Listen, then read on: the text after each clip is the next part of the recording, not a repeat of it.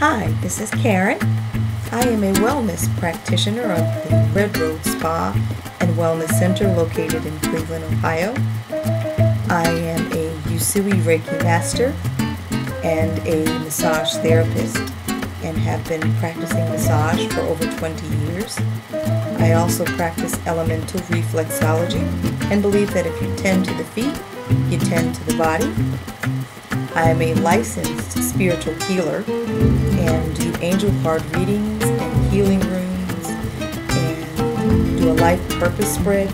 But what sits closest to my heart is healing with herbs and using food as medicine. I have been practicing healing with food and using food as medicine for over 20 years and believe in incorporating that into your everyday life. We have become a fast food nation dependent on sweets and artificial flavors, and we are eating more meats now than ever, and we're eating food now that wouldn't be recognized by our grandmothers as food, and we are really not even educated on what it is we are ingesting, and so we don't know what the long-term effects are of eating this chemical-laden food. And unfortunately, this is affecting poor neighborhoods more than ever because they can't afford to go to places where they can get fresh food, where they have access to fresh fruits and vegetables, which leads them down the line of chemical dependency on the legal medications, which lead to disease and illness and suffering. And the Gerson therapy is a therapy that I've studied, and Dr. Gerson discovered when he was only 10 years old that worms would not eat the chemical-laden, pesticide-coated vegetables that were growing in the gardens. And he healed himself of some diseases when he was in college, and he and his friends experimented and discovered that just by eating organic cooked foods, you could heal any disease and any illness. And it's time for us to stop the abuse of our bodies and take responsibility for what we're putting into our body and go back to the roots of healing so that we can allow our body to do what it was designed to do, and that's heal itself. You are what you eat, and so if you eat healthy, nutrient-rich food, you yourself will be healthy.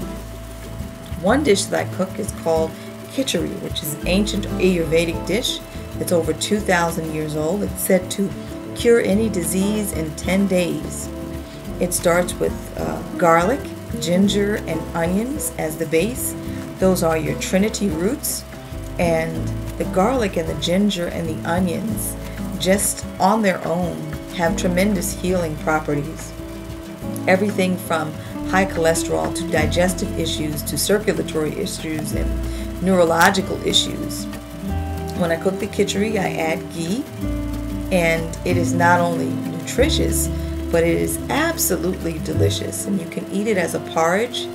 And I've also developed some new recipes where I stuff peppers, and I make a breakfast khichdi with apples and coconut milk, and then I have a soup that I make, which is an alkaline based soup that has dandelions and cabbage, as well as many other green leafy vegetables. And in our household, green means go. So if it's green, you've got to eat it. And the cabbage is a natural diuretic and anti-inflammatory, and dandelion has been healing for thousands and thousands of years. So what we look at as a weed actually has tremendous healing power and could do you better than any drug that you're on or thinking about taking. But when I cook the soups and any foods that I have at home, I like to use nice, rich, colorful foods that yell out to me and say, "Hi Karen, I'd love to be in your salad." Bok choy and Swiss chard, rainbow Swiss chard, mushrooms, and carrots, and green beans, and lots of peppers and green peppers, yellow peppers, orange peppers. And I cook the soup in a crock pot, and I pray over the soup. I put crystals around the soup, and the soup is just absolutely delicious. And I have a list here of the foods that have the most amount of pesticides in them, which I hope you'll go back and look over. But one of the things that I always have in all of my foods are the Indian spices, because there's tremendous healing properties in them. Turmeric and coriander and asafoetida, the cayenne pepper. And we have to get back to basics and going back to eating what we're growing, because the diseases that we have now used to be considered rich people's diseases, because we could not afford to eat our cows. We needed our cows for milk. We needed our chickens to sell their eggs at the market. So we ate what we grew. And so our great-great-grandparents and our grandparents grew up on this beautiful food, and they didn't have the diseases that we have now. The diseases like Alzheimer's and dementia, Crohn's disease, and all of these diseases weren't even heard of, years ago, 50 years ago. It was, during the 1950s that these diseases started to be on the rise.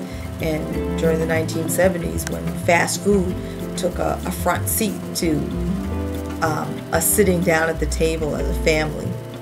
So we've got to rethink, the kind of snacks that we have, and include dates in our snacks, and include spices in every part of our daily life.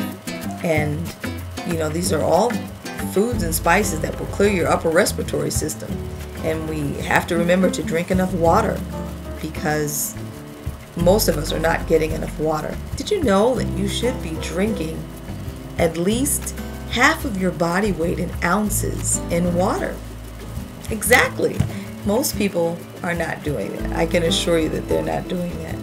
And we've got to cut out the sodas and the artificial sweeteners and get back to wellness and allow our body to do what it was designed to do, and that is to heal itself, and get creative with our meals and incorporate things that are green and rich in nutrients that will help our bodies flush out toxins and allow our body's organs to function the way that they should.